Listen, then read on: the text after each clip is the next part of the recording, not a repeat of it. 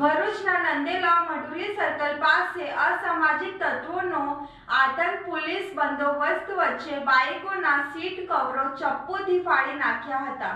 Nandelav મઢુલી circle નજીક આવેલી ખુલ્લી જગ્યામાં આસપાસની વિવિધ કંપનીઓમાં કામ કરતા કામદારો મજબૂરીવશ અન્ય કોઈને નડતર રૂપ ના થાય તે રીતે પોતાના વાહનો મૂકીને કંપનીમાં ફરજ પર જાય છે। જો કે રાત્રિના સમયે સક્રિય થતા કેટલાક લુખ્ખા અને અસામાજિક તત્વો દ્વારા આ કામદારોને હેરાન પરેશાન કરવામાં બદઇરાદાથી બાઇકોને નિશાન બનાવવામાં આવી રહ્યો છે। આ લુખ્ખા તત્વો દ્વારા ચપ્પુ જેવા ધારદાર હથિયારો વડે બાઇકની સીટો ફાડી નાખીને ભારે નુકસાન પહોંચાડવામાં આવી રહ્યું છે। રાત દિવસ કામ કરીને માંડ ઘરે ચલાવતા પરિવારજનો માટે આ આર્થિક ફટકો અસહ્ય બની રહ્યો છે।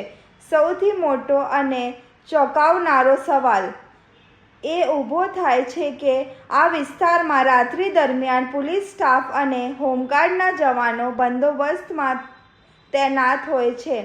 બંદોબસ્તની હાજરી હોવા છતાં અસામાજિક તત્વો ખુલ્લેઆમ ચપ્પુ જેવા હથિયારો લઈને ફરે અને વાહનોમાં તોડફોડ કરીને નાસી છૂટે તે પોલીસ પ્રશાસનની કામગીરી પર ખૂબ જ મોટો સવાલ ઊભો કરે છે।